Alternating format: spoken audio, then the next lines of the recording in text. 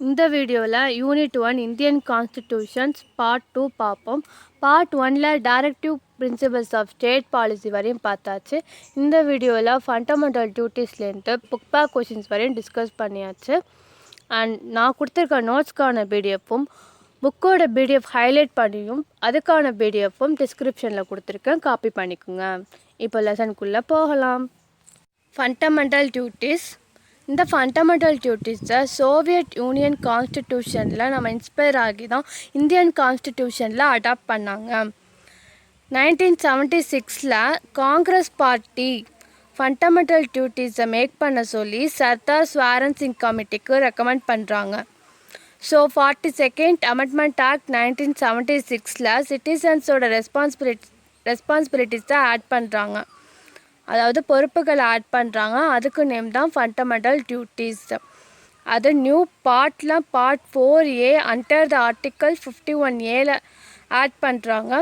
இந்த 51A தான் நமக்கு 10 ஃபண்டமெண்டல் டியூட்டிஸை ப்ரொவைட் பண்ணுது. List of fundamental duties. Article 51A provide பண்ணியிருக்க எல்லாத்தையுமே இந்தியாவில் உள்ள எல்லா சிட்டிசன்ஸும் தன்னோட கடமையாக நினைக்கணும். அந்த 10 ஃபண்டமெண்டல் டியூட்டிஸை பார்ப்போம். First one, institutions, national flag, national anthem எல்லாத்தையுமே நம்ம ரெஸ்பெக்ட் பண்ணணும். அண்ட் செகண்ட் ஒன், ஃப்ரீடம்காக நம்ம பண்ண நேஷ்னல் ஸ்ட்ரகிள் எல்லாத்தையும் ப்ளஸ் அதோட நோபல் ஐடியல்ஸையும் நம்ம ஃபாலோ பண்ணணும். Third one, sovereignty, unity, integrity இதெல்லாம் நம்ம ப்ரொடெக்ட் பண்ணணும். ஃபோர்த் ஒன், நம்ம கண்ட்ரிக்கு ஏதாவது எமர்ஜென்சியாக ஹெல்ப் தேவைப்படும் போது நம்ம சர்வீஸ் பண்ணணும், national service. Fifth one, Indians எல்லாட்டையுமே நம்ம சகோதர சகோதரிகளாக பழகணும், எல்லா பெண்களையும் மதிக்கணும். சிக்ஸ்த்து ஒன், கம்போசிட் கல்ச்சரை ப்ரிசர்வ் பண்ணணும்.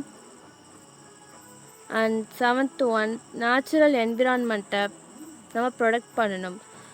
That is forest, lakes, rivers, wildlife எல்லாத்தையுமே, லிவிங் கிரியேச்சர்ஸ் எல்லாத்தையும் நம்ம ப்ரொடெக்ட் பண்ணணும். சயின்டிஃபிக் டெம்பர், ஹியூமனிசம், ரீஃபார்ம், கிளர்ச்சி இதெல்லாம் நம்ம டெவலப் பண்ணணும். அண்ட் நைன்த்து ஒன், பப்ளிக் ப்ராப்பர்ட்டியை சேஃபாக ஹேண்டில் பண்ணணும், வயலன்ஸை அவாய்ட் பண்ணணும். அண்ட் டென்த்து ஒன், நேஷ்னல் ரைட்ஸ்க்காக நம்மளால் முடிஞ்ச பெட்டர்மெண்ட்டை நம்ம கொடுக்கணும்.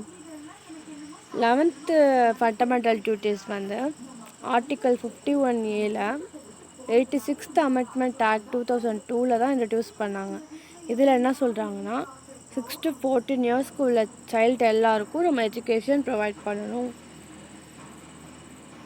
Next one, centre state relations. Indian constitution பொறுத்தவரையும் இதோட ஸ்ட்ரக்சர் ஃபெட்ரல் தான். ஃபெட்ரல்னா கூட்டாட்சி. பிகாஸ் பவர்ஸ் எல்லாத்தையுமே சென்டருக்கும் ஸ்டேட்க்கும் ஈக்குவலாக டிவைட் பண்ணி கொடுத்துருச்சு நம்ம Indian constitutions. Centre states relation பற்றி ஃபாலோவிங்காக வர 3 ஹெட்ஸில் பார்ப்போம். First one, legislative relations. நம்ம ஹோல் இந்தியன் டெரிட்டரியிலையும் லெஜிஸ்லேட் பண்ணுறதுக்கான பவர் பார்லிமெண்ட், யூனியன் பார்லிமெண்ட் மட்டும்தான் உண்டு. கான்ஸ்டிடியூஷனில் வர 7th ஷெட்யூலில் ஒரு 3 லிஸ்ட்டு கொடுத்துருக்காங்க. Union list, state list, concurrent list.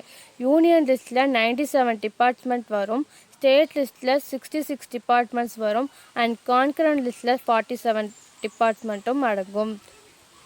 Union லிஸ்ட்டில் வர சப்ஜெக்ட்ஸ் படி பார்லிமெண்ட்டுக்கு தான் அதுக்கான லெஜிஸ்லேஷன்ஸ் பவர் உண்டு. ஸ்டேட் லிஸ்ட்டில் வர சப்ஜெக்ட்ஸ் படி ஸ்டேட் லெஜிஸ்லேச்சருக்கு மட்டும்தான் அந்த லெஜிஸ்லேட் பண்ணுறதுக்கான பவர் உண்டு. பட் கான்கரண்ட் லிஸ்ட்டில் போத் பார்லிமெண்ட் அண்ட் ஸ்டேட் லெஜிஸ்லேச்சர்ஸ்க்கும் லெஜிஸ்லேட் பண்ணுறதுக்கான பவர் உண்டு. பட் லெஜிஸ்லேட் பண்ணுறப்ப பார்லிமெண்ட்டாக ஸ்டேட் லெஜிஸ்லேச்சரான்னு பார்த்தா பார்லிமெண்ட் எடுக்கிற முடிவு தான் செல்லுபடியாகும். And administrative relations. ஸ்டேட்ஸை பொறுத்தவரையும் அது ஒரு லாவை லெஜிஸ்லேட் பண்ணணும் அப்படின்னா அந்த ஸ்டேட்குள்ளேயே முடிஞ்சிடும், அதுதான் ஸ்டேட்டோட அட்மினிஸ்ட்ரேட்டிவ் பவர். பட் யூனியனுக்கான பவர் பார்லிமெண்ட்டில் ஒரு லா மேக் பண்ணாலோ இல்லை ஏதோ ஒரு ட்ரீட்டியோ அக்ரிமெண்ட்டோ அவங்க கான்ஃபர் பண்ணாலோ யூனியனோட நாலேஜ் தேவைப்படுது. Third one, financial relations. Part 12க்கு அண்டரில் வர ஆர்டிக்கல் 268 293 வரையும் ஸ்டேட்க்கும் சென்டருக்குமான ஃபினான்ஷியல் ரிலேஷன் பற்றி தான் டிஸ்கிரைப் பண்ணியிருப்பாங்க. ஆர்டிக்கல் 280க்கு அண்டரில் பிரசிடெண்ட் அப்பாயின்மெண்ட் பண்ண ஃபினான்ஸ் ஸ்டேட் பேஸ் பண்ணி தான் சென்டரும் ஸ்டேட்டும் சேர்த்து டேக்ஸை இம்போஸ் பண்ணுவாங்க. பட் அந்த டேக்ஸை சென்டர் மட்டும் தான் கலெக்ட் பண்ணும். கலெக்ட் பண்ணதுக்கப்புறம் அந்த டேக்ஸை ஸ்டேட்டும் சென்டரும் டிவைட் பண்ணிக்குவாங்க. 1983 அப்போ இருந்த prime minister Indira Gandhi centre state ரிலேஷன்ஸை என்கொயரி பண்ணுறதுக்காக சர்க்காரியா கமிஷனை அப்பாயின்மெண்ட் பண்ணாங்க. அண்ட் தென் சென்ட்ரல் கவர்மெண்ட் 247 ரெக்கமெண்டேஷனில் 180 ரெக்கமெண்டேஷனை இம்ப்ளிமெண்ட் பண்ணிட்டாங்க. அந்த 180ல் 1990 எஸ்டாப்ளிஷ் பண்ண இன்டர்ஸ்டேட் கவுன்சில் தான் most important. Next do you know ப்ரெசண்டில் union list, state list, concurrent லிஸ்ட்டுக்கு அண்டரில் வர டிபார்ட்மெண்ட்ஸ்லாம் வேரி ஆகிட்டு யூனியன் லிஸ்ட்டில் 100 டிபார்ட்மெண்ட்ஸ், ஸ்டேட் லிஸ்ட்டில் 61 டிபார்ட்மெண்ட்ஸ், கான்கரண்ட் லிஸ்ட்டில் 52 டிபார்ட்மெண்ட்ஸ் இப்போ இருக்குது. Education, forest, weight and measures, wild birds and அனிமல்ஸை ப்ரொடெக்ட் பண்ணுறது பற்றி அண்ட் ஜஸ்டிஸ் அட்மினிஸ்ட்ரேட் பண்ணுறது பற்றியும் எல்லா கோர்ட்ஸோட கான்ஸ்டிடியூஷன்ஸ் அண்ட் அதை ஆர்கனைஸ் பண்ணுற methods except high court and supreme court இந்த 5 சப்ஜெக்ட்ஸாக ஸ்டேட் லிஸ்ட்லேருந்து கான்கரண்ட் லிஸ்ட்டுக்கு 42nd அமெண்ட்மெண்ட் ஆக்ட் 1976 சேஞ்ச் பண்ணிட்டாங்க. Do you know 1969 Tamil Nadu centre state ரிலேஷனை எக்ஸாமின் பண்ணுறதுக்காக 3 மெம்பர் கமிட்டியை அப்பாயின்மெண்ட் பண்ணுது. அந்த 3 மெம்பர் கமிட்டிக்கு சேர்மனாக இருந்தவர் தான் doctor PV Rajamannar. Next official language part 17 articles 3432 351 வரையும் அஃபிஷியல் லாங்குவேஜ் தான் டீல் பண்ணியிருக்காங்க. இது 4 ஹெட்ஸாக டிவைட் ஆகுது. என்னென்னா language of union, regional languages, language of judiciary and text of laws and special directives. இதோட ஃபஸ்ட்டு லாங்குவேஜ் கமிட்டி 1955 அப்பாயின்மெண்ட் பண்ணியிருக்காங்க அண்ட் ரிப்போர்ட் 1956 சப்மிட் பண்ணியிருக்காங்க. இந்த ரிப்போர்ட் சப்மிட் பண்ணதுக்கு அப்புறம் பார்லிமெண்ட் அஃபிஷியல் லாங்குவேஜ் ஆக்டை 1963 எனாக்ட் பண்ணுது. அண்ட் இதை அமெண்ட் பண்ணும் போது 15 இயருக்கு இங்கிலீஷை ஹிந்தியோட சேர்த்து அஃபிஷியல் லாங்குவேஜாக யூஸ் பண்ணலாம் அப்படின்ட்டு சொல்லிட்டாங்க. அண்ட் இதை திரும்ப அமெண்ட் பண்ணும்போது 1967 அமெண்ட் பண்ணுறாங்க. அதை நம்ம இங்கிலீஷை கண்டினியூவாக இன்டெஃபினட்லியாக யூஸ் பண்ணிக்கலாம் அப்படின்னு சொல்லிட்டாங்க. அண்ட் சர்டன் ரீஜனல் லாங்குவேஜஸையும் அவங்க ஸ்டேட்டை பொறுத்து யூஸ் பண்ணலாம் பர்மிட் கொடுத்துட்டாங்க. ஸோ இனிஷியலாக 14 லாங்குவேஜஸ் ரெகக்னைஸ் பண்ணாங்க. பட் ப்ரெசண்டில் 22 லாங்குவேஜஸை ரெகக்னைஸ் பண்ணுறாங்க. டூ யூ நோவில் 2004 கிளாசிக்கல் லாங்குவேஜஸ் அப்படிங்கிற கேட்டகரி கொண்டு வராங்க. கிளாசிக்கல் லாங்குவேஜஸ்னால் செம்மொழி. அதன்படி தமிழை 2004 செம்மொழின்னு அறிவிக்கிறாங்க. சான்ஸ்கிரிட் 2005, தெலுங்கு 2008, கன்னடா 2008, மலையாளம் 2013, ஒடியா 2014.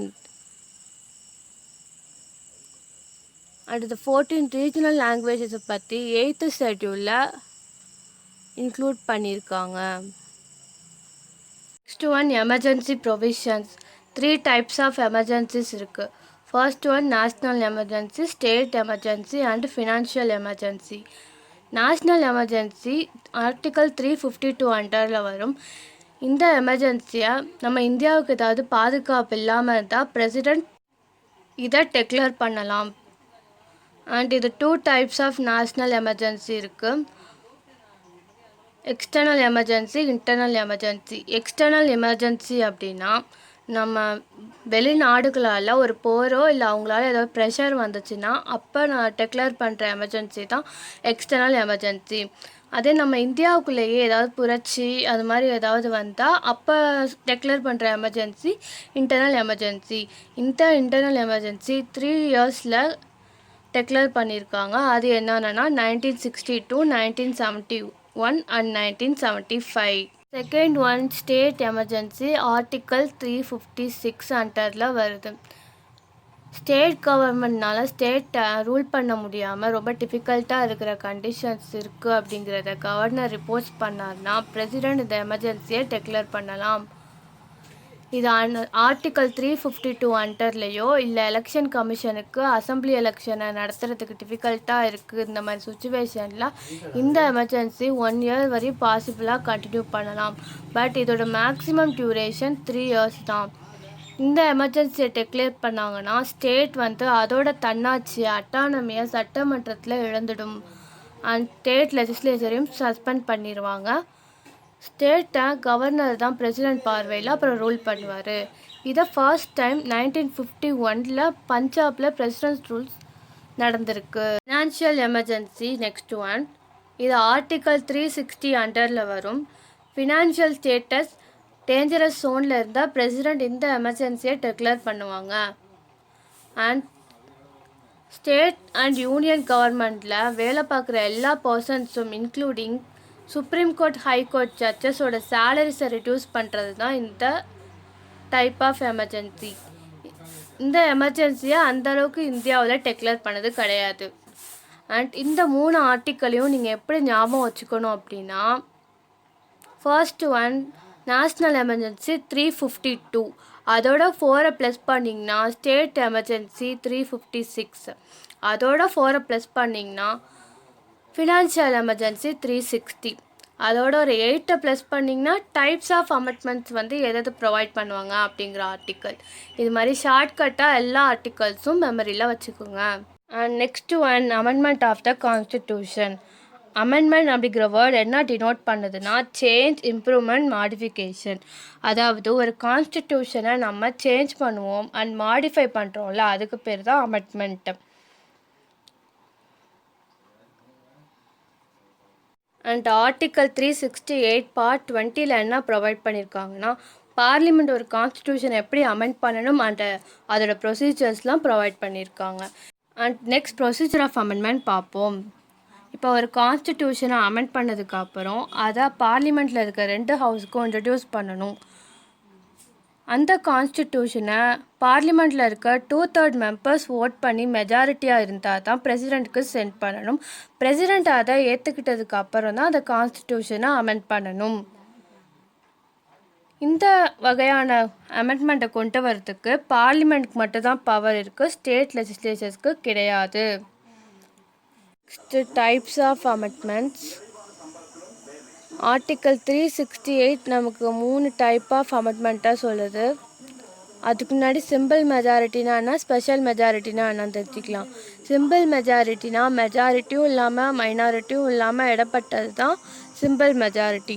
ஸ்பெஷல் மெஜாரிட்டி அப்படின்னா மெஜாரிட்டிஸுக்கும் மேலே அப்படிங்கிறது தான் ஸ்பெஷல் மெஜாரிட்டி.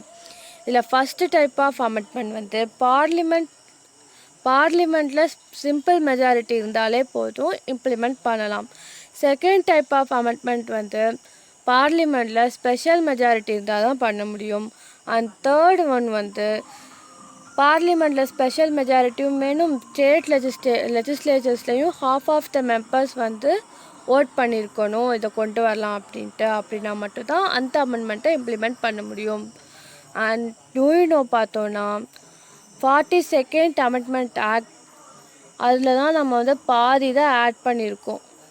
இந்த செக்ஷனில் அந்த ஷெடியூல்ஸில் வர எல்லா மோஸ்ட்லி அந்த 42nd அமெண்ட்மெண்ட்டில் தான் நம்ம ஆட் பண்ணியிருக்கோம். ஸோ இதை மினி கான்ஸ்டிடியூஷன் நம்ம சொல்லலாம். And next one constitutional reforms commission. Constitution ஒர்க்கிங்லாம் எப்படி நடக்குதுங்கிறத ரிவ்யூ பண்ணுறதுக்கு 2000 நம்ம இந்தியன் கவர்மெண்ட் நேஷ்னல் கமிஷனை செட் பண்ணுது. அதுக்கான ஹெட் யாருன்னா MN வெங்கடாச்சலயா. அண்ட் 2007 ஏப்ரலில் 3 மெம்பர் கமிஷனை அதே கவர்மெண்ட் ஆஃப் இந்தியா செட் பண்ணுது.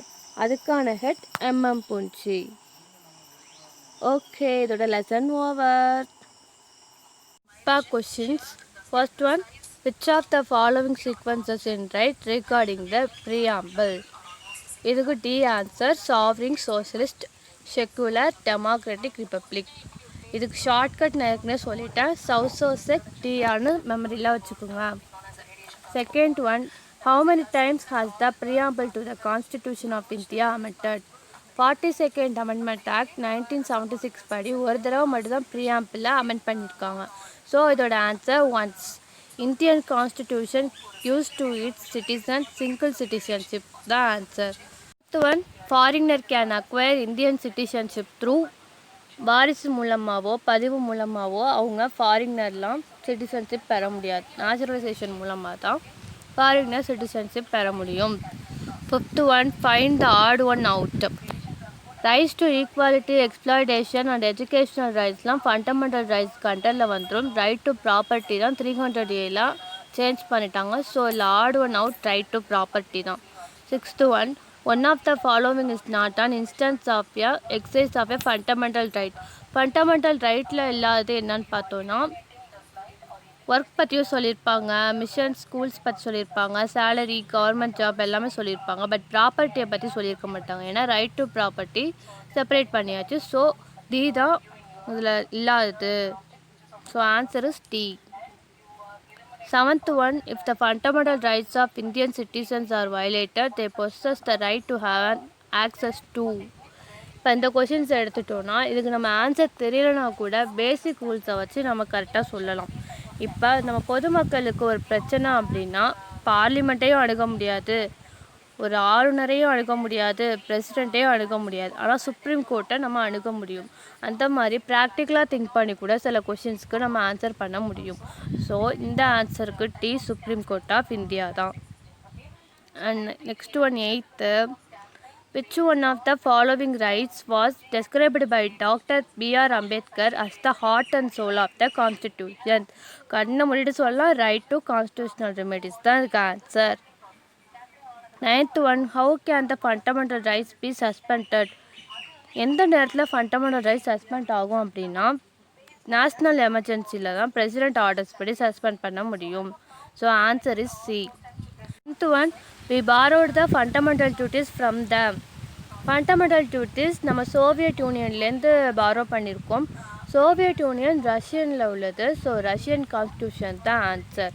11th one, directive principles can be classified into socialist, Gandhian and liberal பிரின்சிபல்ஸை பொறுத்து தான் கிளாஸிஃபை ஆகிருக்கு. So D is the answer. 12th one, under which article financial emergency can be proclaimed? Emergency நம்ம எடுத்துக்கிட்டாலே 3 type வந்துடும். First one 52, அப்புறம் 56, அப்புறம் 60. இப்போ இதோட answer article 360. 13th one, the procedure for the amendment of the Indian constitution is given in. இந்த 360க்கு அப்புறம் வர்றது தான் அமெண்ட்மெண்ட் பற்றி. அதோட ஆர்டிக்கல் 368 நம்ம லெசன்லேயே பார்த்தோம். அது மாதிரி ஞாபகம் வச்சுக்கோங்க. And 14th one, which of the following commissions made recommendations about the centre state relations? அந்த சென்ட்ரல் ஸ்டேட் ரிலேஷன்ஸ் பார்க்கும்போது 2 கமிஷன் பார்த்தோம்ல, Sarkaria commission and Rajamannar committee. அதுதான் answer. And fill in the blanks. அப்புறம் the concept of constitution first originated in யூஎஸ்ஏல தான் first origin ஆனது. Second one, dash was selected as the temporary president of the constituent assembly. Constituent அசம்பிளியோட temporary president யாருன்னா சச்சிதானந்த் தான். Constitution of India adapt பண்ண நாள் 26th November 1949. And 4th one, dash writs are mentioned in article 32. Article 32ல் 5 types of writs வந்து mention பண்ணியிருக்காங்க. And 5th one, fundamental duties have been given to the citizen of India under article 51A தான் fundamental duties பற்றி describe பண்ணியிருக்காங்க. என் சேனலை subscribe பண்ணுங்கள், கூடவே bell பட்டனை ப்ரெஸ் பண்ணுங்கள். இந்த வீடியோ உங்களுக்கு பிடிச்சிருந்தா லைக் பண்ணுங்கள், கமெண்ட் பண்ணுங்கள், மறக்காமல் ஷேர் பண்ணுங்கள்.